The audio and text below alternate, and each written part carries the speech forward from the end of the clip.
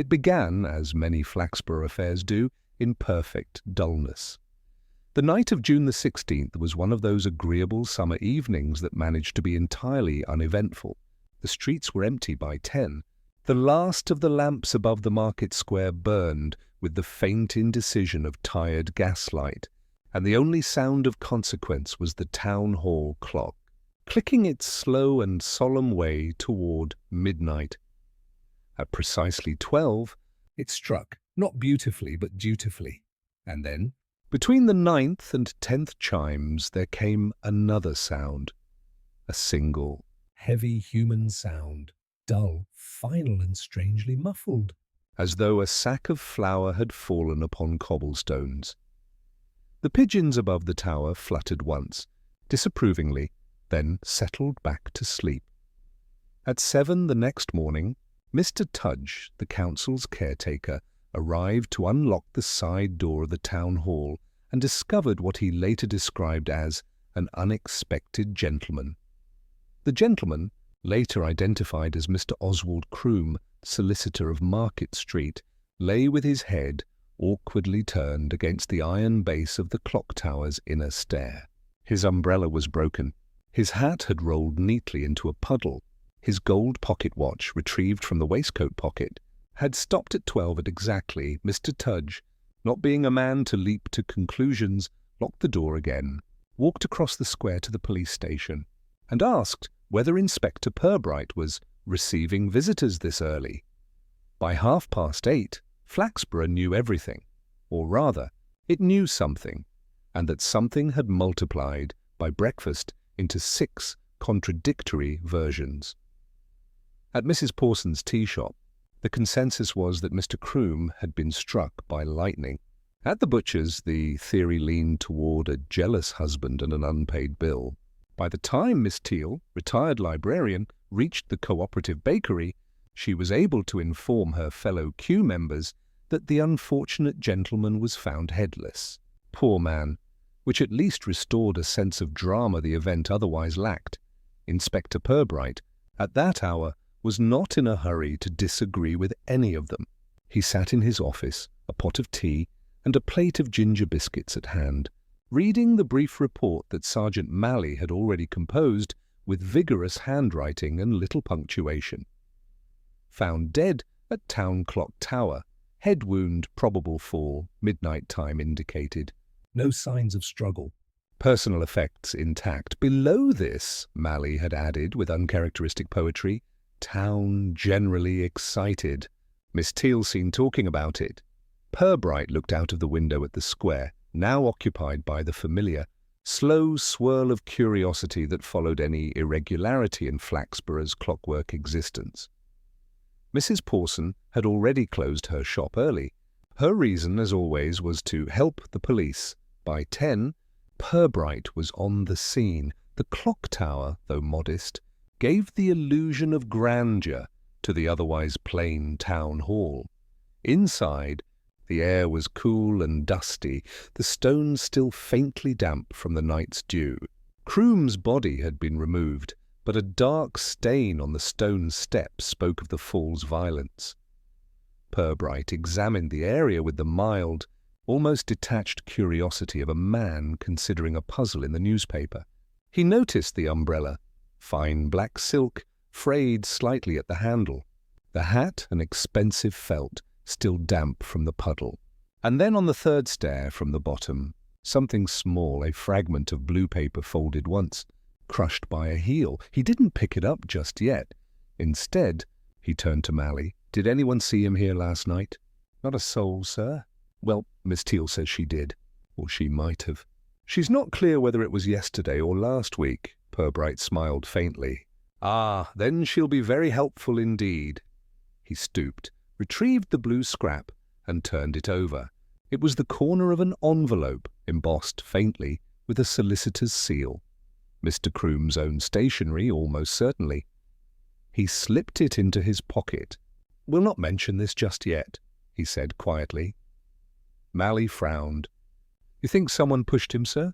Pirbright's expression did not change. I think, Sergeant, he said, that Flaxborough has had a most inconvenient midnight. He looked up at the clock, its great brass pendulum still swinging steadily. "Let's see," he added softly, who wished to stop the time at 12. By the time Inspector Pirbright returned from his morning walk through Market Square, the town had already converted Mr. Oswald Croom's demise into an established social event. Not, of course, in any vulgar sense. Flaxborough prided itself on restraint, but in that refined provincial manner by which tragedy becomes a convenient topic for polite animation. At Mrs. Pawson's tea-rooms, where the scent of toast and boiled bacon mingled with talk, the incident was already being folded into the town's ongoing moral ledger. "Terrible business," said Mrs. Pawson, who had just finished polishing her cake dome to a saintly gleam. Mr. Croom always seemed such a reliable gentleman, never short with the change, never flustered. You don't expect someone like that to end up sprawled. She paused delicately before the final word, which made it all the more effective. Opposite her, Miss Teal, the retired librarian, nodded in mournful self-importance. "Oh, I saw him, you know," she began, with the air of one accustomed to exclusive revelations. "Well, I might have. It was dark, of course, and my spectacles— well, you know the new prescription isn't satisfactory, but I'm certain there was someone near the tower around 11, or perhaps 10. The small group of women, each with a teacup poised like an audience, leaned closer. "Did you see what they were doing?" whispered Mrs. Pawson. Miss Teal adjusted her collar, preening slightly. "Standing." "Or stooping." "Yes, stooping, that's it." He had that stooping look about him, like a man searching for something he'd dropped, or hiding something he shouldn't have. This distinction, sir, between searching and hiding gave the assembled a thrill of intellectual respectability. The theories began at once: the solicitor's missing will, an affair gone sour, a secret rendezvous beneath the clock tower. By 11 o'clock, the shop was out of scones and quite rich in conjecture. Inspector Pirbright, however, preferred his tea without accompaniment. He was seated in the station's modest canteen with Sergeant Malley, who was reading aloud from the morning's Flaxborough Chronicle, "Tragic accident or foul play. Prominent local solicitor found dead. Police not ruling anything out." Malley lowered the paper. "They've quoted you, sir." Pirbright looked faintly alarmed. "Have they?" "Yes, sir. Right here." Inspector Pirbright declined to speculate, but confirmed that inquiries are continuing. "Ah," Pirbright said mildly. "The journalist was kind enough to invent my restraint for me." He stirred his tea thoughtfully. "Malley, what do we know of Mr. Croom's domestic habits?" "Married, sir. Wife's a smart lady, Mrs. Livia Croom. Keeps herself to herself, though the vicar's wife says she hosts bridge on Thursdays. No children. And no mention of quarrels. Financial strain? Romantic entanglement? None that we've heard, sir." Although Malley hesitated. "There's talk that Mr. Croom was seen dining at the George Hotel last week, not with his wife." Pirbright looked up from his tea. "Indeed, and who provided this talk?" "Miss Teal, sir." "Ah," Pirbright smiled thinly. "Then we must assume it has at least a kernel of imagination." By mid-afternoon, the town was as alive with conversation as it had been dead with quiet the night before. Councillor Havelock, chairman of the planning committee and a man of moral anxieties, stopped Pirbright outside the post office. "Inspector," he began solemnly, "I do hope this unpleasantness won't cast aspersions upon the council. The man did, after all, handle a number of our conveyances. I'll do my best to preserve your reputations, councillor," said Pirbright, with polite gravity. "Though it may require a certain agility," Havelock frowned, unsure whether to feel reassured or insulted, and decided to retreat to the safety of civic indignation. That evening, Pirbright made his first call on Mrs. Livia Croom. The widow's residence, on Elm Crescent, was one of those detached villas that had outlived both the architect's ambition and the owner's enthusiasm. A gardener, apparently deaf, trimmed the hedge with conscientious futility, Mrs. Croom received Pirbright in the drawing-room, whose air was dominated by hyacinths and a faint trace of brandy. She was, he noted, a tall woman with the rigid poise of one who has practiced self-possession for years. Her morning dress was already perfect. "I understand," she said coolly, "that my husband met with an unfortunate accident." "That is one possibility," Pirbright said. "We are still examining others." She inclined her head slightly. Naturally, her eyes, he observed, were a shade too calm. "They did not seem to belong to a woman who had been widowed less than a day. May I ask," Pirbright continued, "whether your husband had enemies?" "Enemies?" she repeated with faint amusement. "In Flaxborough. Inspector, this is not Whitechapel," Pirbright smiled.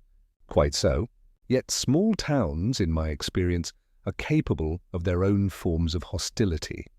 More polite, perhaps, but not less determined." A pause followed. Measured, deliberate. Mrs. Croom set down her glass. "My husband was not a man to inspire strong feelings," she said. "He was tidy. Boring, even." "Boring," Pirbright murmured, "is sometimes more dangerous than dramatic." She gave him a cool, assessing look. "Inspector, if you're suggesting I found my husband's company tiresome, I shall save you the trouble of insinuation. Yes, I did. But being tiresome is not a hanging offence." "No," said Pirbright. "Merely a tempting one." For the first time, her expression flickered, a faint tightening around the mouth. Then she smiled again, slow and deliberate. "You must come again when you have something definite, Inspector." "I should hate to waste both our time," he rose politely. "I'll try to be efficient in my uncertainty, Mrs. Croom." Outside, dusk was falling, the soft, colourless kind that turned Flaxborough's brick terraces into quiet silhouettes. Pirbright paused by the hedge and glanced back at the house. A faint movement at an upper window caught his eye. A curtain stirred, then stilled. Someone else was in the house. He made a note of it in his small black notebook. As he turned toward the station, the church clock began to strike 6, with a hollow echo that seemed, for a moment, slightly offbeat. Pirbright listened to the last bell fade, then murmured to himself, "Time again," and walked on. It was widely agreed in Flaxborough that Miss Lucilla Teal possessed one of the most reliable memories in the county, provided one allowed for its vigorous imagination. Her recollections were rich, precise, and frequently impossible. She could recall, for instance, the weather on the day of the Queen's coronation, sunny, the length of the mayor's speech at the 1958 Future Festival, too long, and the precise shade of blue of Mrs. Pawson's second-best hat ribbon, a blasphemous turquoise, she always said. But when Inspector Pirbright called on her the morning after Mr. Croom's funeral, Miss Teal's memory seemed to have become oddly selective. She lived in a house that had once been a small shop, narrow, cluttered, and full of things that had long since forgotten their original purpose. The parlour smelled faintly of mothballs and rosewater. "Inspector." She greeted him with the satisfaction of a woman whose expectation has been met. "I said only this morning that you'd be round. Mrs. Pawson thought you'd forgotten me entirely, but I told her you were far too methodical." Pirbright smiled mildly. "Then I am pleased not to have disappointed you, Miss Teal." He accepted a chair that had clearly been designed for someone lighter, and balanced his notebook on his knee. "I understand," he began. "That you may have seen Mr. Croom, or someone resembling him, near the town hall on the night of his death." Miss Teal pursed her lips. "Yes, well, I did see someone, Inspector. The question is when—" "Indeed," said Pirbright encouragingly. "It might have been Thursday, or possibly Wednesday. The evenings do blur a bit, especially when one's been reading before bed." "Ah, reading what, may I ask?" "The Chronicle crossword, Inspector." "I've been working on it since Christmas." "I believe it's a record of perseverance, if not success." Pirbright regarded her with polite gravity. "Would you describe the person you saw?" "Tallish." Wearing a hat, he walked with a sort of purpose, though whether it was the purposeful walk of a man intent on wrongdoing or a gentleman going home late from choir practice, I couldn't say. He was near the clock tower, that's certain. The light from the post office caught his face, I think, or it may have been the gas lamp. In any case, I distinctly remember a flash of metal. Metal? Yes, Inspector. Something shining in his hand. A flask, perhaps? Or a weapon? Pirbright's pencil hovered. You're not sure? Miss Teal frowned. I'm certainly not sure, which is what makes it so vexing. I pride myself on accuracy, though of course one doesn't expect to witness murder on a weeknight. The inspector's eyes travelled around the room. On a side table lay an array of newspaper clippings, neatly arranged beneath a glass paperweight shaped like a horse's head. Each headline concerned the late Mr. Croom. "You've been following events closely," Pirbright remarked. Miss Teal looked pleased. "It's one's civic duty, Inspector. The Chronicle doesn't always get things right, but they do try. I even wrote them a letter, unsigned, of course, suggesting that the police might look into Mr. Croom's business dealings. Solicitors handle all sorts of secrets, don't they?" "They do," Pirbright said. "And occasionally they die of them," Miss Teal blinked. "Good heavens!" He stood, pocketing his notebook. "Thank you for your time." "You've been most—" "Suggestive. Helpful, you mean?" Pirbright gave her a smile that could have meant anything. "Precisely. Outside the air was warm with that deceptive mildness that often precedes summer storms. Sergeant Malley was waiting by the car, chewing the remains of a pencil. "Well, sir?" "Miss Teal," said Pirbright, "has once again proved indispensable to confusion." Malley looked puzzled. "You think she's lying?" "No," said Pirbright. "Just performing." "Performing what?" "Memory, Sergeant. A rather selective sort." He looked back at the house. A lace curtain shifted. Unmistakably deliberate. "She's hiding something," he murmured. That afternoon, Pirbright reviewed the late Mr. Croom's files at his office on Market Street. The firm of Croom and Peaver, solicitors and commissioners for oaths, was notable for its commitment to both legal precision and aesthetic gloom. The clerk, a pale, anxious man named Arnold Peaver, hovered as Pirbright examined a ledger. "You were Mr. Croom's partner?" "Clerk, sir, though I did most of the practical work, if I may say so." "You may," said Pirbright mildly. "Were you with him the day before he died?" "Yes, sir. He left about 10 to 11. Said he had business to attend to, personal business. Wouldn't say where." "Did he seem anxious?" Peaver hesitated. "He seemed—" "Calculating. Like a man about to tell someone bad news." Pirbright looked up. "Bad news?" "Yes, sir. He'd been preparing a document for Mrs. Croom, a new will." Pirbright stopped writing. "A new will?" "Yes, sir." I only typed the first page. "He dismissed me before I saw the rest. Do you know where it is now?" Peaver shook his head. "No, sir. It wasn't among his papers." When Pirbright left the office, the first drops of rain were already falling. He paused beneath the awning of the ironmonger's and looked across the street toward the town hall clock tower. Black against the sky. If Croom had— Intended to meet someone that night, perhaps to deliver or destroy the will, the state then that someone had made. Sure, the meeting ended in silence, and Miss Teal's uncertain memory, the hat, the metal, the stooping, might not be confusion at all, but deliberate concealment. He made a note in his book, Miss Teal, accuracy feigned. "Knows something of the will?" The rain quickened, pattering on the cobbles. Pirbright closed the notebook and murmured, almost to himself, "Memory is a fine curtain when one knows how to twitch it." Then, with that small private smile that often preceded a quiet revelation, he stepped back into the drizzle, heading for the station. Behind him, in a window above Miss Teal's shop house, a faint light flickered and was abruptly extinguished. For a town that prided itself on order, Flaxborough had a touching faith in quick conclusions. By Monday morning, scarcely 4 days after Mr. Croom's body was discovered, the good people of Market Street had already tried, convicted, and, figuratively speaking, hanged their man. That man was Arnold Peaver, the late solicitor's clerk. Pale, nervous, unmarried, and therefore, by general consensus, capable of anything.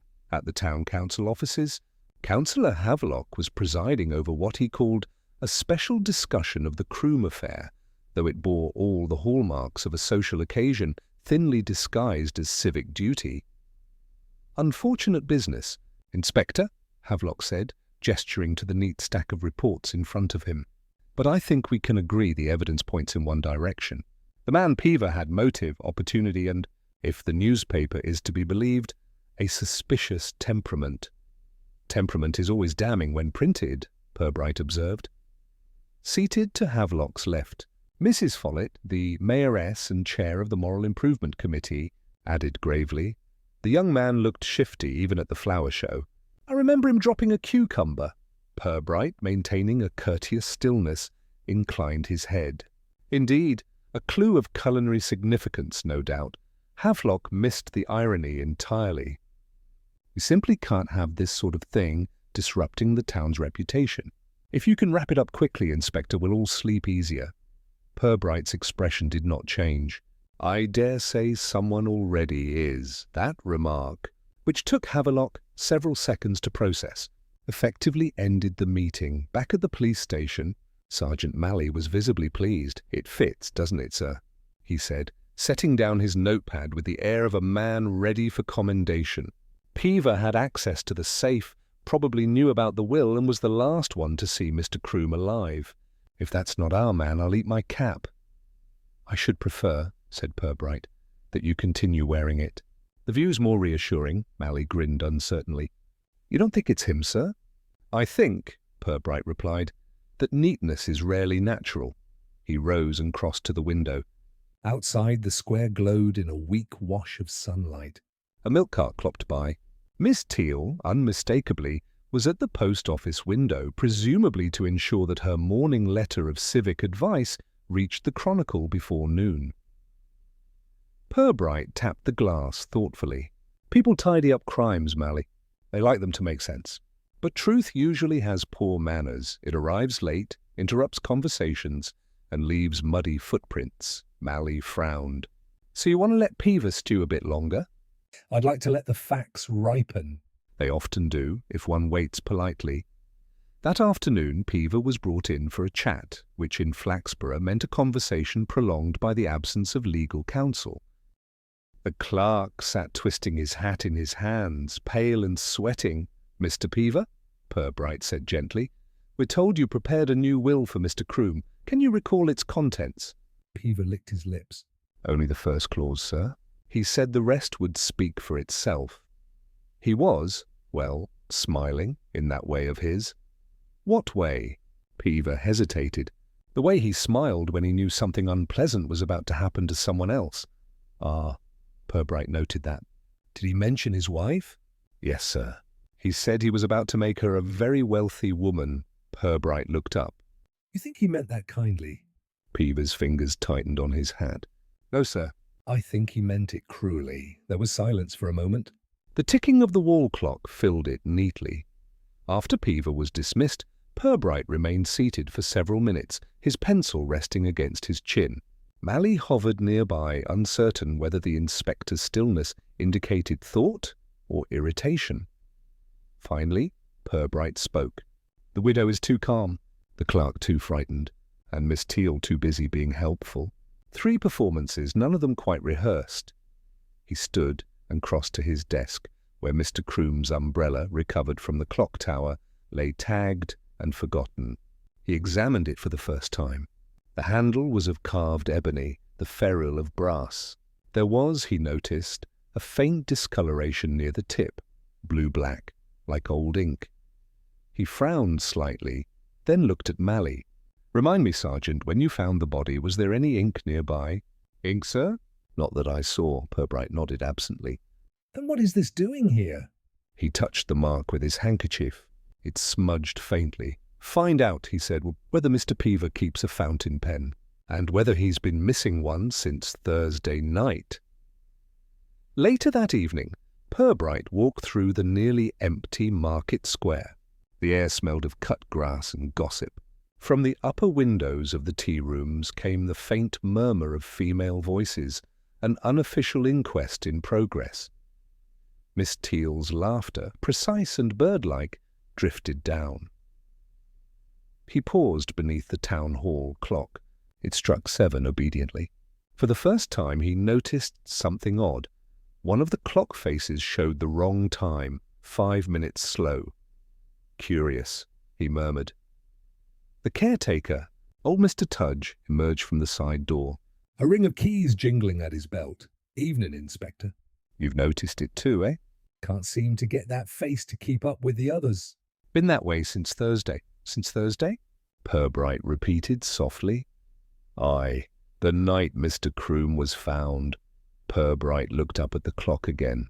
The slow, unhurried pendulum swung in its narrow window like the breathing of some patient animal.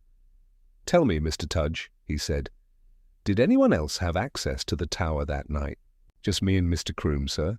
He'd borrowed the key earlier that day. Said he needed to check something legal about the clock lease, whatever that means."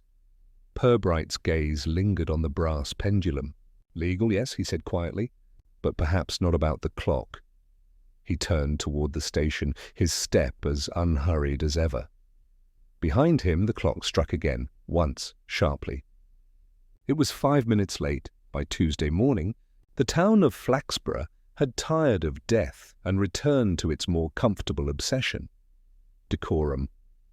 The solicitor's funeral had been well attended, for reasons largely unconnected to affection, the widow's composure much admired, and the church organist congratulated on managing Abide With Me without visible distress. In short, the community had done its duty and was now free to indulge in posthumous speculation. Inspector Pirbright, meanwhile, was staring at a single, small blot of dried blue-black ink on the corner of his handkerchief. It had been there since the previous evening, from the tip of Mr. Croom's umbrella, an insignificant stain, except that it refused to leave his mind. He turned it over again in the light from his office window. "Mally," he said without looking up, "do you recall whether Croom's clerk, Mr. Peever, keeps his pens tidy?" Sergeant Mally, who had never considered ink as a subject for police interest, blinked. "Tidy, sir? Capped, uncapped, leaky, overfilled, tidy? I'd say so, sir." His desk was immaculate. "All them nibs lined up like soldiers." Pirbright tapped the handkerchief thoughtfully. "And this," he held it up, "wasn't his doing." Croom's cuff was stained in the same manner. Yet there was no inkwell in sight at the tower, and Peever swears the office pens are all accounted for. Mally frowned. "You think the ink's important, sir?" "I think," said Pirbright, "that in a town like this, any blot is." The Morning Post brought a discreet envelope addressed to the inspector. The stationery was familiar, embossed, elegant, and slightly scented. Inside was a single line in looping handwriting. He wrote more than one will. "Inspector?" A friend Pirbright's eyebrows rose by perhaps 1/8 of an inch. He studied the paper, then the ink, the same distinctive blue-black as the stain. He folded it neatly, slipped it into his drawer, and said nothing. At noon, he called again at the late solicitor's office. Peever looked worse than ever, grey, hollow-eyed, the human embodiment of clerical guilt. "I've been thinking about that new will," Pirbright said conversationally. "You said Mr. Croom dismissed you before it was finished?" "Yes, sir. Said he wanted to add something himself. Typed the first page only. Did he usually write his own clauses?" "Never, sir." "He said his handwriting was appalling." Pirbright nodded. "Then it seems he overcame that modesty on Thursday night." Peever blinked. "Sir?" Pirbright smiled faintly. "I believe Mr. Croom decided to amend his will in person." "Using ink. Then where's the document, sir?" "That," said Pirbright, "is precisely what troubles me." "Either the will was destroyed, or it was meant to be found later." He glanced at Peever's inkstand. "May I?" "Of course, sir." Pirbright dipped the pen, tested the colour, and then compared it to the faint stain on his handkerchief. The match was imperfect. Peever's ink was darker, "Almost black. Crooms was blue. He replaced the pen and said, Mr. Peaver. Would you be so good as to tell Mrs. Croom I'll be visiting her again this afternoon? I find repetition often improves recollection. The widow received him in the garden this time, where she sat beside a table strewn with unopened condolence cards. The air smelled of roses and of something sharper beneath, brandy perhaps, or nerves. "Inspector," she said without rising, "to what do I owe another interview? Surely my husband's unfortunate accident has been sufficiently inspected." "Not quite," said Pirbright. "I've been reflecting on ink." "Ink?" "Yes, a small blot, to be precise." On your husband's cuff, and on his umbrella. I wondered if you could tell me what kind of pen he used. She frowned. Pen? I've no idea. I can't say I ever saw him write anything except checks. Indeed? Then you'll forgive me if I find it curious that he appears to have written something quite recently. Something in blue ink. Of a shade I've only seen in his personal correspondence. She set down her glass, a little too firmly. You think he wrote a letter? Possibly. Or a document. She was silent. The wind stirred the cards, fluttering them like pale moths. Pirbright regarded her gently. "Tell me, Mrs. Croom, when a man is about to change his will, do you think it's kindness or cruelty that guides him?" Her gaze hardened. "That depends on whether he leaves you in or out, Inspector." "Quite so." He rose, dusting his hands lightly. "If you happen to find a sheet of blue writing paper among your husband's things, I'd be most obliged if you didn't burn it immediately." Her smile was thin. "And if I already have?" "Then," said Pirbright, "the fire will tell me so." He bowed slightly, then walked away, leaving behind the faint, acrid scent of singed paper that clung unmistakably to the summer air. Back at the station, Mally was waiting with news. "Sir, we've checked with the stationers. That fancy blue ink. The kind from your handkerchief. Only one person in town buys it regular. Miss Teal." Pirbright's pencil paused. "Does she now?" "Yes, sir.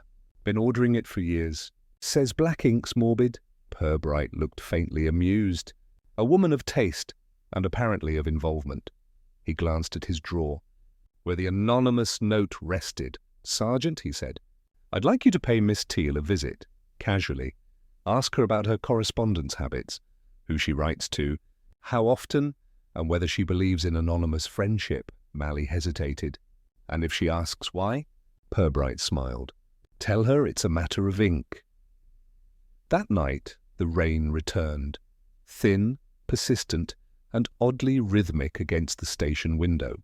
Pirbright sat alone, the lamplight soft on the open file before him. Three things now linked in his mind like quiet clockwork. The ink blot on Croom's cuff, the missing will, the letter from a friend. All blue, all deliberate.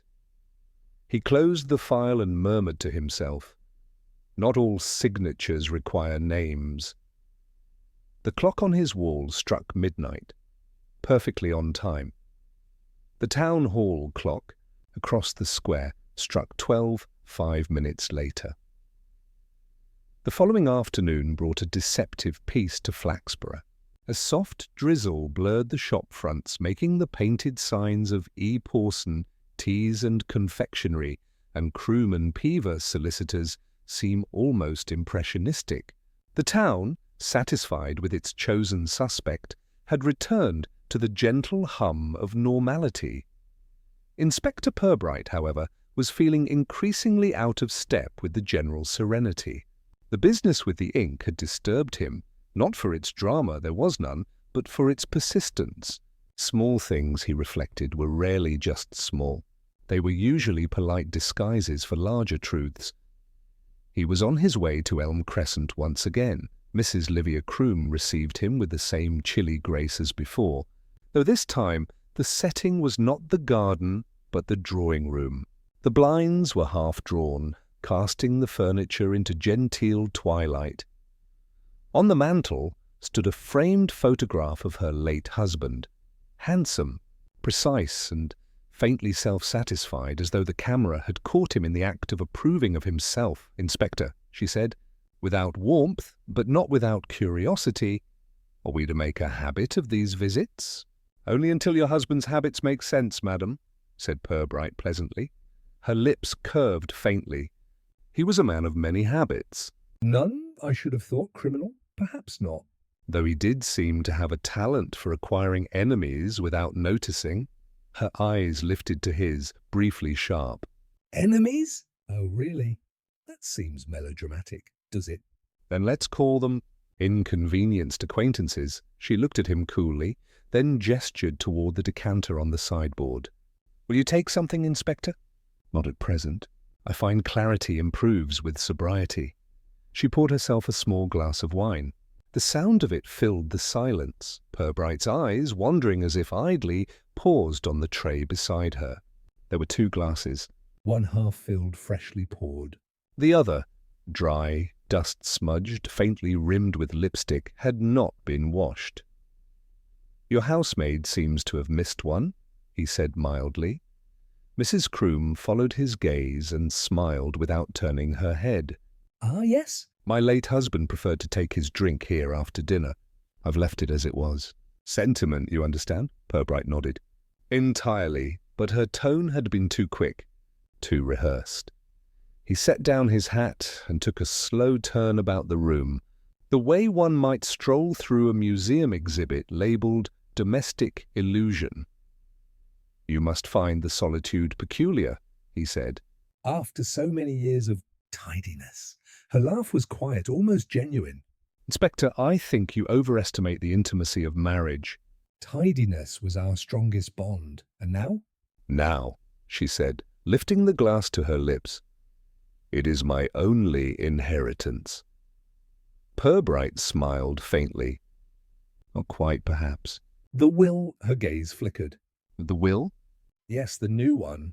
The one he never finished, but seems to have begun with a rather determined pen. She was still for a long moment. Then, you've been talking to that little clerk. I talk to everyone, said Pirbright, but I listen selectively. She set the glass down, empty now. If you're suggesting I had reason to wish my husband harm, you may as well say it plainly. I prefer to let people say things for me, said Pirbright. You'd be surprised how obliging they become outside. The drizzle thickened into proper rain, tapping against the window in small, persistent rhythms. Pirbright stepped closer to the mantel and examined a silver frame. It contained another photograph of Mr. Croom, this time standing beside a woman who was not Mrs. Croom. Your husband travelled often? He asked. Occasionally, she said. That was taken at a conference in Leeds. His secretary joined him. Miss Pelham, she's still employed? She left last month. Married a dentist, I believe. Pirbright's expression was unreadable. Dentists and solicitors? So often interchangeable in temperament, don't you think? Mrs. Croom allowed herself a genuine laugh. You're quite dreadful, Inspector. Occupational hazard. When he left the house 10 minutes later, the rain had stopped. He paused beneath the gatepost, glancing back at the villa. The curtains of the drawing-room fluttered once, as though someone, perhaps not the widow, was watching. He noted the detail and walked on. At the end of the street, he met Sergeant Malley, soaked but cheerful. Sir, I've just come from Miss Teal's. She says she's had no correspondence lately, and looked offended when I asked. Said anonymous letters were a vulgar practice. Pirbright raised an eyebrow. She would say that, especially if she wrote one. She did offer me a slice of seed cake, though, Malley added. That was your reward for impertinence. He turned toward the market square. Come, Sergeant, let's drop in on our good counsellor Havelock. I think his civic conscience has begun to itch. They found the counsellor in his office, surrounded by folders of minutes and the odour of damp upholstery. Inspector, he said with nervous eagerness. Good of you to come. I was just saying to Mrs. Follett that this whole business has done the town no good at all. Property values, you know. I'm sure the late Mr. Croom would have sympathised, Pirbright said. He was always fond of assets, Havelock blinked. Yes, well, awful tragedy. But if it's quite settled, Peever, wasn't it? We can restore confidence, eh? Pirbright smiled politely. Almost settled. Just a few final notes to reconcile. For example, did you know Mr. Croom was preparing to alter his will? The counsellor's pen froze mid-tap. No, surely not. Yes. Curiously, it seems several of his clients might have been affected, including the counsel, Havelock coloured. Affected how? Pirbright let the question drift past. Do you recall giving him access to the clock tower lease last week? Of course. Routine matter? Routine, Pirbright repeated softly, is such a comforting word. He closed his notebook. You'll forgive me, counsellor, if I inquire again tomorrow. Routine never offends, does it?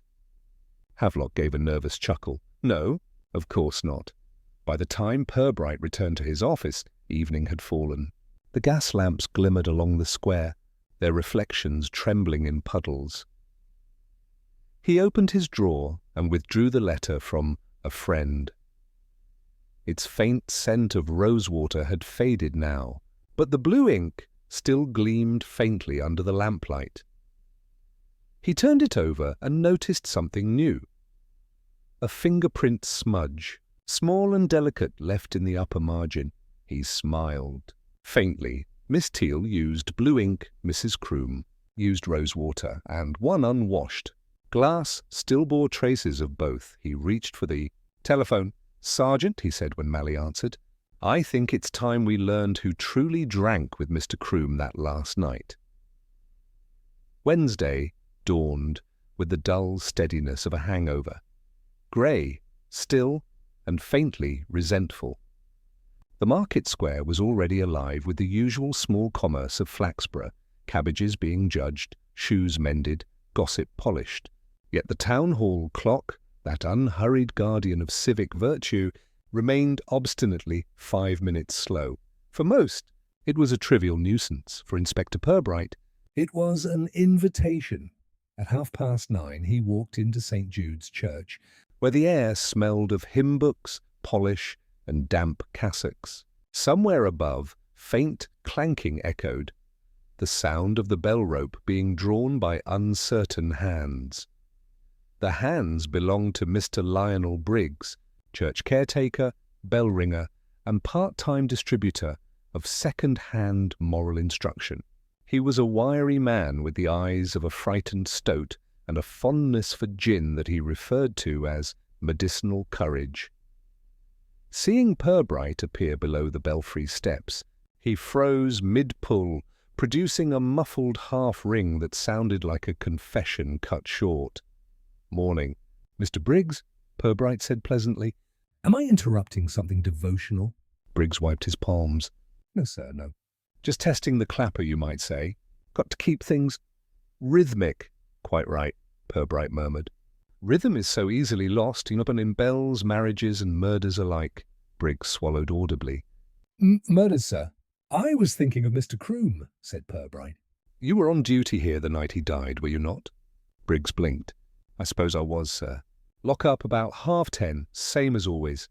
Did you notice anything unusual about the clock tower that night?" The man hesitated, his gaze darting toward the belfry ladder. "Unusual, sir?" "Only that it weren't striking right. Bit early, bit late, bit confused, like." "Funny thing, when I went to set it straight on Friday morning, I found the pendulum latch undone." "No one but me and old Tudge has the key to that hatch." Pirbright looked up toward the rafters, where the slow ticking reverberated faintly. "And when did you last see the latch fastened properly?" "The day before the unpleasantness, sir." Pirbright's expression remained mild. "Then whoever met Mr. Croom there had not only his key, but time to tinker with the clock. Tell me, Mr. Briggs, does that latch require any particular skill?" "None, sir. Bit of patience, that's all." Though it's fiddly, needs a steady hand." Steady hands are rare in Flaxborough." He dismissed Briggs with a polite nod and remained for a while beneath the bell tower, listening. Each swing of the pendulum seemed to echo like a heartbeat slowed by guilt. He thought of Mrs. Croom's perfect calm, Miss Teal's fluttering vagueness, and Councillor Havelock's nervous eagerness to see the matter settled. All steady hands in public, all trembling, perhaps in private. When he emerged into the square, Sergeant Mally was waiting, looking rain-sodden and pleased with himself. "Sir." You'll never guess. The caretaker, old Tudge, he's had a tumble, Pirbright frowned. Tudge badly? Dead, sir. Fell from the inside stairs of the clock tower this morning. Poor devil broke his neck, Pirbright sighed. So the clock claims another guardian. Looks like an accident, Mally said. Wet steps, loose boot. Accidents, Pirbright said softly, have an unfortunate tendency to tidy up inquiries. He looked toward the tower, its black face gleaming with drizzle. Come, Sergeant, let's have a look at where Flaxborough's timekeeper met his end. Inside, the air was damp and cold. The narrow stone steps glistened treacherously. A single police lantern cast faint yellow light across the walls. Tudge lay where he had fallen, head twisted at an unnatural angle, one hand clutching the base of the railing as though in final argument with gravity. Pirbright knelt beside the body. Anything missing? Only his keyring, Mally said. Could have dropped somewhere. Pirbright shook his head. Keys don't drop far on stone. They're too honest. He looked upward. Halfway up the stair, a small brass panel stood ajar, the access hatch to the clock's pendulum. See there, he murmured. The same latch Briggs mentioned. He climbed a few steps and inspected it. The screws had fresh scratches, faint but definite. Someone had forced it open recently, and in haste, he turned to Mally. Sergeant, I want the late Mr. Tudge's house searched. Papers, letters, anything connecting him to the council or to Croom. Quietly, mind you. The town doesn't need another funeral to gossip about. Mally nodded and hurried off, grateful for something straightforward to do. Alone again? Pirbright rested one hand on the stair rail and gazed at the pendulum through the hatch's narrow opening. It swung gently, its brass surface glinting faintly with each arc. Something caught his eye. A tiny smear of colour near the hinge. He leaned closer. It was faint, but visible even in the lantern glow. Blue-black ink. He straightened slowly, his face expressionless. That evening, as the last of the rain cleared, Pirbright sat in his office, a fresh cup of tea cooling beside him. The newspaper headline on his desk read, Second Tragedy at Clock Tower. Flaxborough in shock. He smiled faintly. The town, he thought, was not shocked so much as entertained. Sergeant Mally entered, hat in hand. So we found something in Tudge's place. An envelope. Addressed to Councillor Havelock but never posted. Pirbright held out his hand. Let's see. The letter was short, written in unsteady block capitals. Sir, and about that clock business. I'd rather not sign anything I don't understand. Mr. Croom said it was only temporary, but I'm not sure. Please clarify. T. Pirbright read it twice, then folded it neatly. So, the good councillor and the late solicitor were partners in punctuality. How very civic of them, Mally frowned. What's it mean, sir? It means, Pirbright said, that Mr. Croom's death may have been less about passion and more about paperwork. He leaned back, gazing toward the window where the clock tower loomed against the evening. A clock that won't keep time, a widow who won't grieve, a clerk who won't speak, and a councillor who signs without reading. That's rather a crowded little tragedy, wouldn't you say? Mally nodded uncertainly. What do we do now, sir? Pirbright smiled his small, tired smile. Now, Sergeant, we wait. The truth, like the clock, can only run slow for so long. Outside, the bell of St. Jude's struck 9.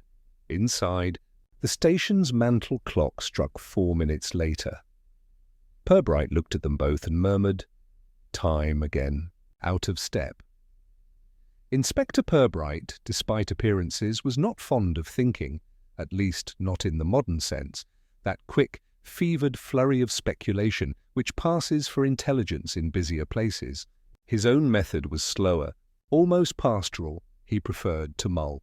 And so, on Thursday morning, while the good citizens of Flaxborough were adjusting their gossip to accommodate Mr. Tudge's demise, Pirbright sat alone in his office, drinking tea and mulling quietly. The desk before him was covered in the debris of other people's certainties, reports from Sergeant Malley, statements from Councillor Havelock, Miss Teal's written recollections. 3 pages, contradictory in tone but united in importance to herself, and a damp envelope addressed to a friend.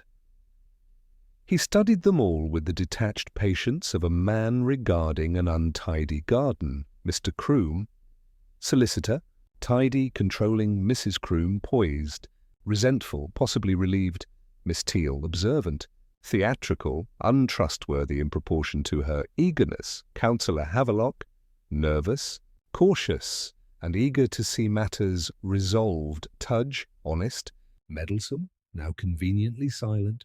They were, Pirbright reflected, not a collection of villains, but of ordinary people performing their parts in that long-running local comedy called Respectability. He lit his pipe, watching the smoke curl upward. Respectability, he murmured to himself, is never quite the same thing as decency. He turned his attention to the clock tower again, not the mechanical clock, but the social one. Every event, every action, seemed to have been timed too precisely.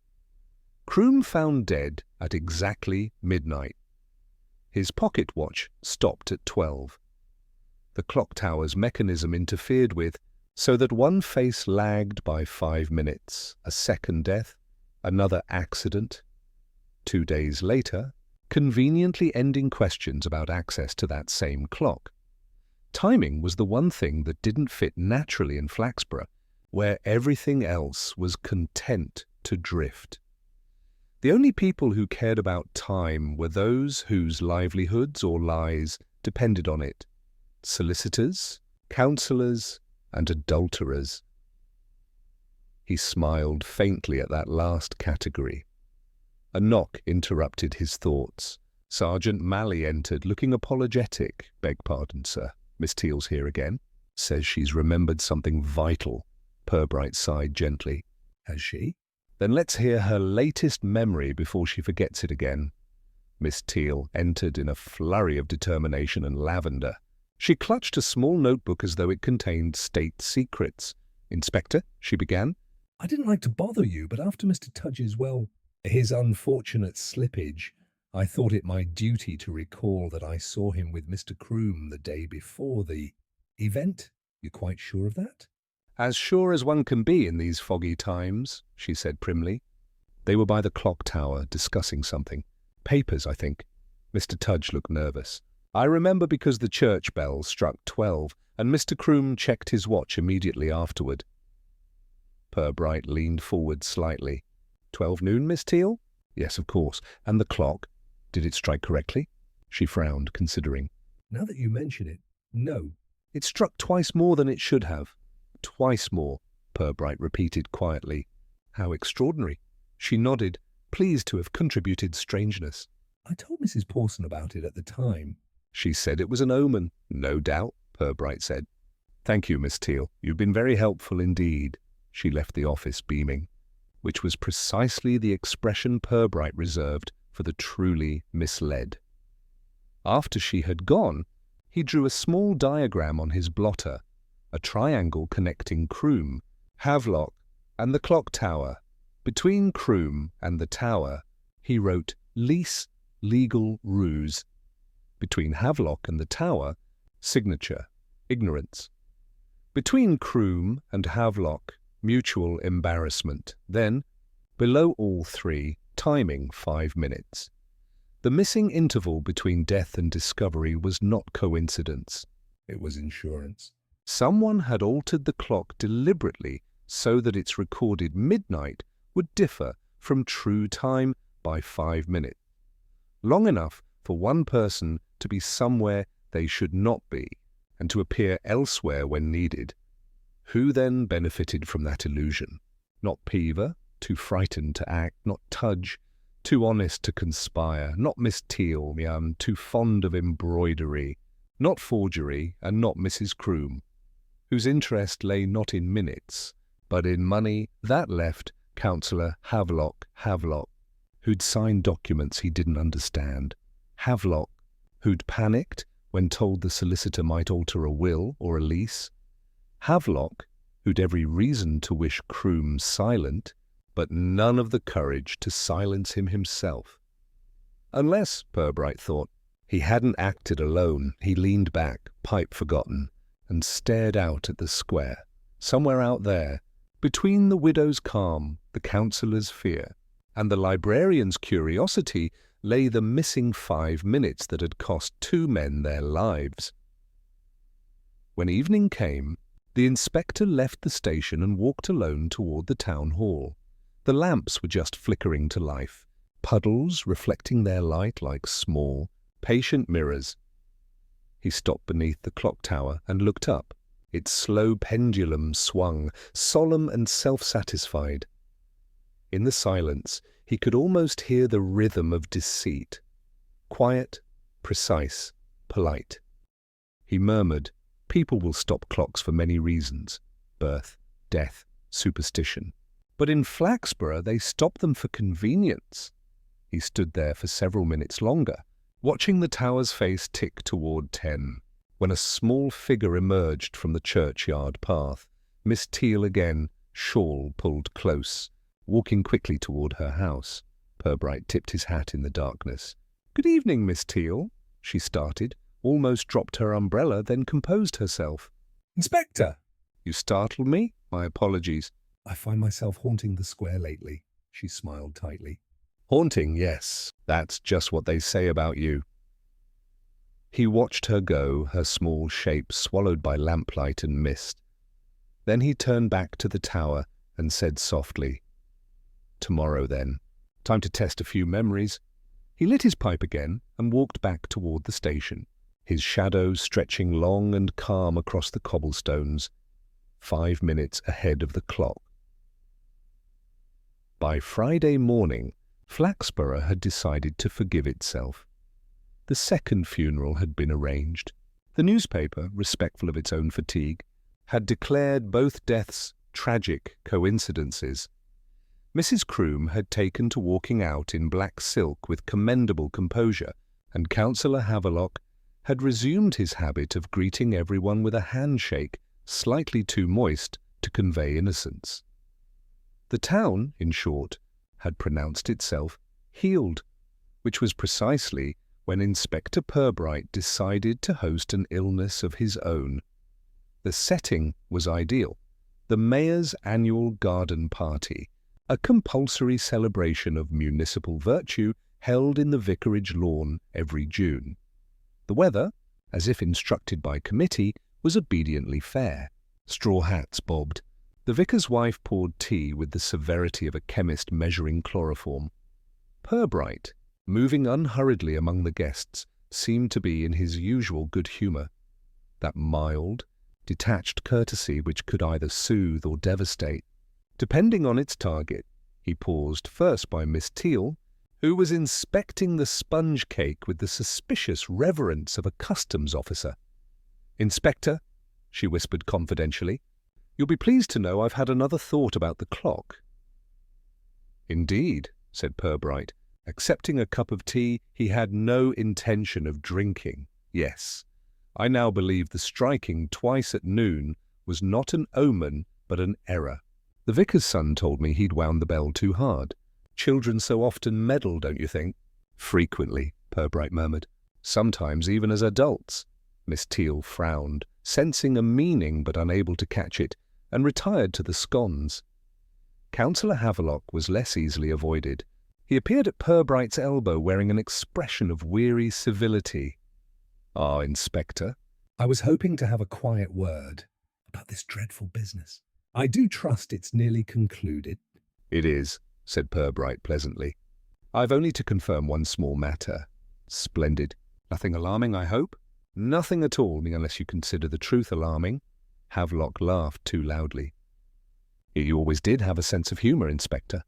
"Professional deformity," said Pirbright. "I find laughter helps the medicine go down." A bell rang lightly, the signal that the mayor was about to make a speech. Guests drifted toward the marquee, smiling dutifully. Pirbright followed, positioning himself just behind Mrs. Croom, who looked statuesque in black and pearls. The mayor's remarks were as unthreatening as the weather, praise for civic duty, condolences for our late fellow townsman, and optimism for the coming financial year. Polite applause followed. When it died away, Pirbright's quiet voice filled the gap. "If I may, Mr. Mayor, one small clarification." Dozens of heads turned. Mrs. Crooms did not. "Of course." "Inspector," said the mayor, blinking amiably. "Clarifications are the soul of law, I always say." "Thank you." Pirbright stepped forward slightly, addressing no one in particular. "I have been troubled," he said, "by the curious punctuality of Mr. Croom's demise. His watch stopped at 12. The clock said 12. Yet the clock itself was 5 minutes behind the rest of the town. 5 minutes, as it happens, is precisely the distance between Mr. Croom's office and Councillor Havelock's home. I wondered who might benefit from those minutes being misplaced." A silence gathered, polite but uneasy. The vicar's wife stopped mid-pour. Havelock cleared his throat. "Really, Inspector, this is hardly—" "Ah, but it is," said Pirbright gently. "Because those same 5 minutes allowed someone to appear comfortably at home, glass in hand, while Mr. Croom was being struck, or pushed, beneath the clock tower. A mechanical alibi wound as carefully as the clock itself." Havelock's face glistened faintly. "That's outrageous." "Quite," Pirbright agreed. "Outrage usually is." He turned slightly toward Mrs. Croom. "Wouldn't you agree, madam?" Her head tilted, the movement of a chess piece acknowledging check. "You're implying I had knowledge of this adjustment." "I'm suggesting," said Pirbright, "that you and Councillor Havelock had more than knowledge, a partnership of necessity. Your husband, you see, discovered that the councillor had used the town clock's maintenance lease to conceal certain private diversions of council funds." "A tidy little embezzlement signed by Mr. Havelock and witnessed by Mr. Croom." The crowd's stillness thickened. Pirbright continued softly as though explaining a recipe. "When your husband decided to alter his will, and perhaps to make public what he knew, he arranged a meeting at the clock tower. Councillor Havelock arrived early, adjusted the clock to falsify his later alibi, and waited. You, Mrs. Croom, followed shortly after, carrying a wine bottle, and the same that left its mark on your unwashed glass." Mrs. Croom's lips parted slightly. "Your husband never expected company," Pirbright said. "He meant to burn the new will after threatening the councillor." "But he was interrupted, biddy, by you." "The quarrel was short. "Perhaps you meant only to strike him, not to kill." Either way, the blow was fatal. Havelock helped you move the body, trusting that the doctored clock would preserve his own name." "And perhaps yours." He paused. "Time protects for a while. But eventually it tells. For several seconds nothing moved. Then Mrs. Croom, very calmly, set her glass down upon the tablecloth. "You've made an impressive story, Inspector," she said. "But without witnesses or documents, it's all imagination." Pirbright inclined his head. "Indeed. Which is why I invited Miss Teal to join us." A small gasp. Miss Teal emerged from behind the marquee flap, looking delighted by her sudden promotion to relevance. "Miss Teal," Pirbright said, "you wrote to me anonymously. You thought you were protecting Mrs. Croom from suspicion by suggesting another will existed. In truth, you were confirming it. You saw her enter the tower that night, didn't you?" Miss Teal fluttered, then straightened. "Yes, Inspector." "I didn't want to believe it was her, but—" "Yes." A murmur rippled through the crowd. Havelock looked at the widow with the astonished betrayal of a man who'd forgotten he was complicit. "You told me," he began. She turned to him with a smile that was almost kind. "My dear councillor, you've signed so many things you don't understand. This will simply be the last." By evening both were in custody, she silent, he talkative, to the point of exhaustion. The town, deeply satisfied, began to prepare for another round of respectable conversation. Pirbright, back in his office, poured himself a modest brandy and regarded the clock on the wall. It ticked contentedly, 5 minutes ahead of the town hall tower now, just enough, he thought, to keep the universe balanced. He raised the glass slightly. "To Miss Teal," he said softly, patron saint of unintended honesty. There was no public drama, no handcuffs clinking in the square.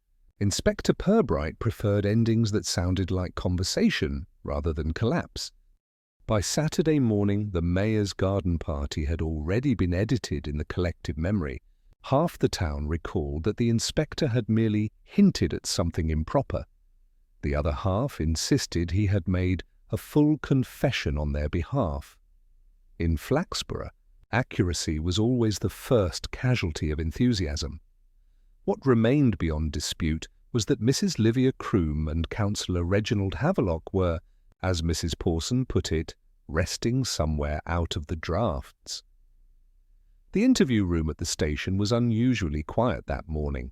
The two suspects sat opposite each other, each avoiding the other's gaze with the care of people remembering intimacy only as inconvenience. Pirbright, as always, appeared serenely neutral. He was polishing his spectacles, an act which had unnerved more criminals than any threat could. He began mildly. "Let us put aside the formalities, shall we? We've all had a trying week. I'd like simply to understand what persuaded two such reputable citizens to tamper with time." Neither replied. The clock on the wall ticked faintly, performing its own ironic commentary.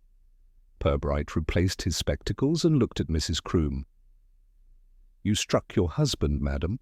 "You thought he was meeting Councillor Havelock to blackmail him." "You wished to stop him, but you misjudged your strength or your temper. When he fell, the councillor arrived moments later, found you there, and saw his own salvation in your panic." Havelock stirred. "It wasn't like that. She said it was an accident." Pirbright nodded. "Yes, and you agreed. You helped her move the body to the base of the stairs, then set the pendulum latch to falsify the time. That gave each of you an alibi, she safely at home by midnight, you pouring whiskey for your wife. 5 minutes grace, carefully wound into the clock." He let the words settle. Like dust, Mrs. Croom's voice, when it came, was low and measured. "He was going to ruin us both, Inspector. My husband had no mercy. He would have exposed Havelock's foolish little scheme, just to enjoy the scandal. He'd already drawn up the papers. He told me he'd altered his will, leaving everything not to me, but to the council trust. He called it poetic justice." "Your husband," said Pirbright, "Had a very narrow sense of poetry." She gave a small, brittle smile. "He despised me, Inspector. He despised everyone." "I only meant to make him listen." "And instead," said Pirbright, "he made you eternal company for the councillor you pitied." Havelock looked at her then, half in pity, half in reproach. "You said he was dead already when I came?" Mrs. Croom's eyes closed briefly. "He was dying." "That's not the same thing." Pirbright folded his hands. "The ink on his cuff, Mrs. Croom. He had been writing the new will when you arrived. You knocked over the inkwell. That was your first act of panic. The same ink stained your glove and the umbrella handle. Later you burned the document." But the ashes in your grate still bore the blue stain." He turned slightly to Havelock. "And you, Councillor, sent poor Tudge to his death, unintentionally, I'm sure, when you ordered him to fix the clock after hearing my questions. You feared he'd remember what he'd signed, or that I would. He climbed those stairs out of obedience, not malice, and slipped on your guilt."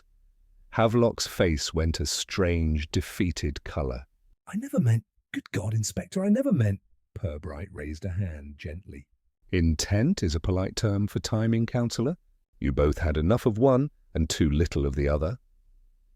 The silence that followed was curiously serene. It was Mrs. Croom who broke it. "What will they say in town, Inspector?" "Oh," said Pirbright, "they'll be reasonable. You'll be remembered with admiration for your courage and blamed for your choice of accomplice. Councillor Havelock will be pitied, of course. Flaxborough never resists pitying men. It's one of its few indulgences. And you?" she asked quietly.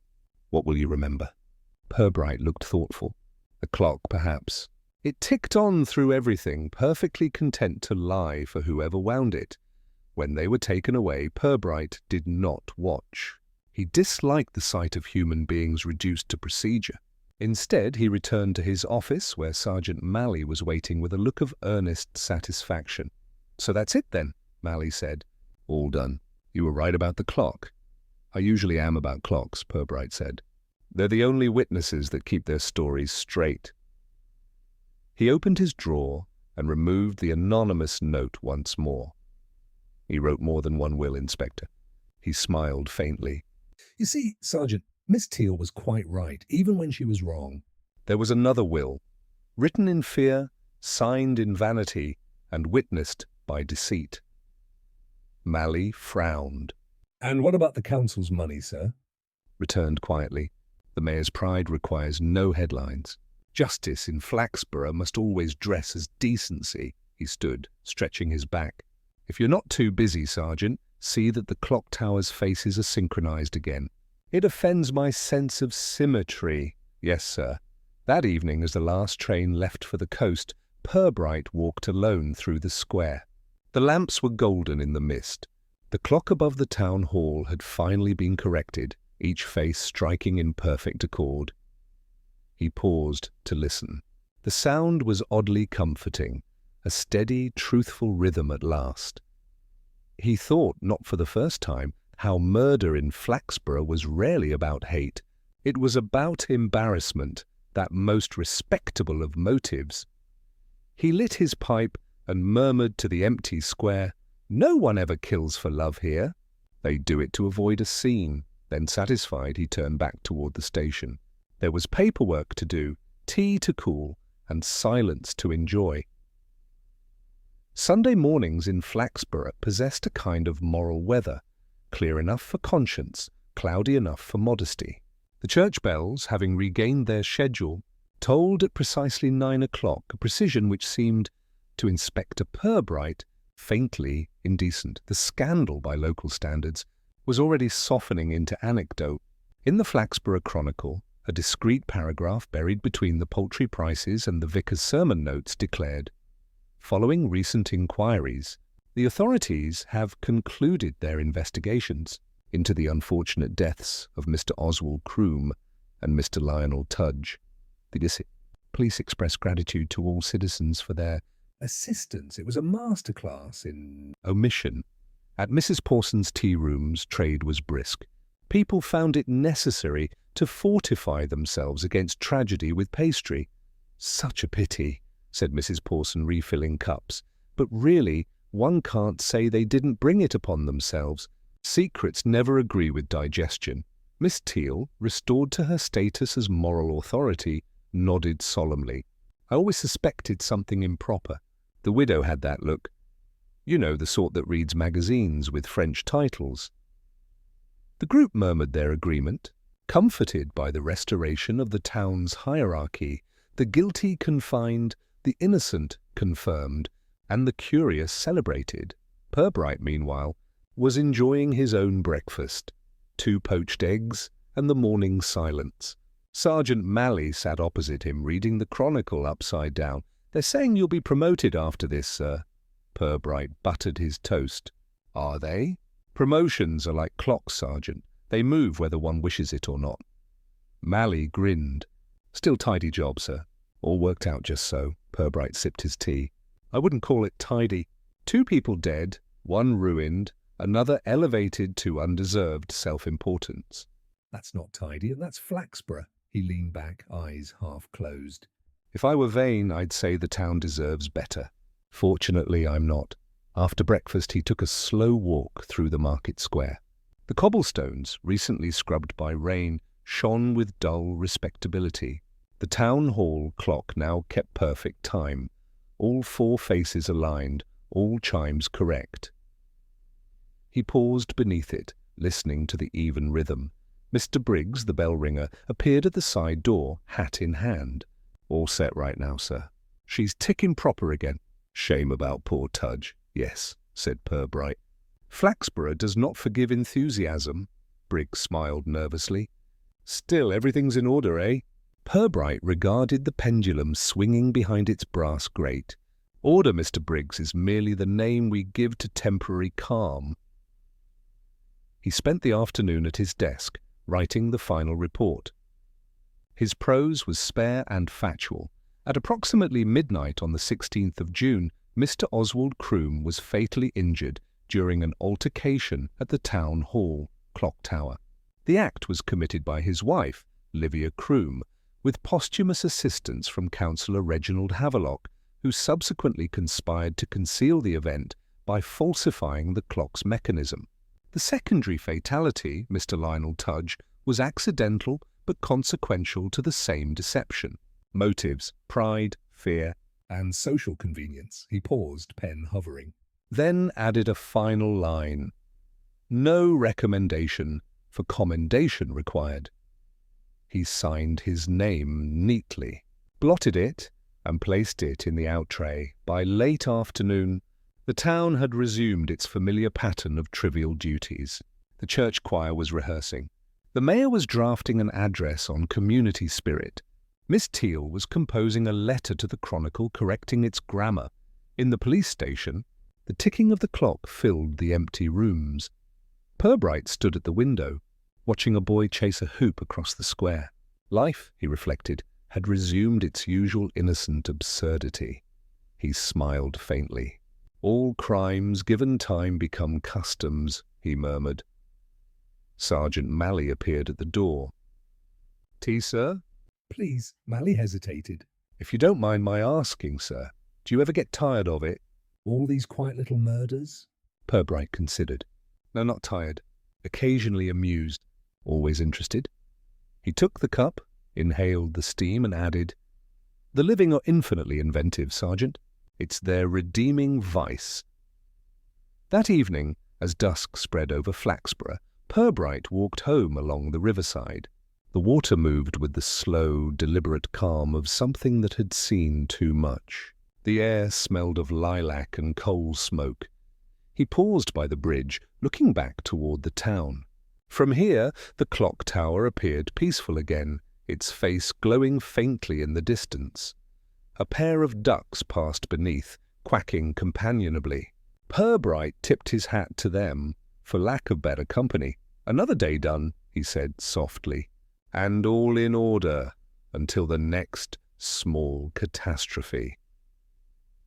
He turned toward home, his footsteps measured, the rhythm steady as the clock itself.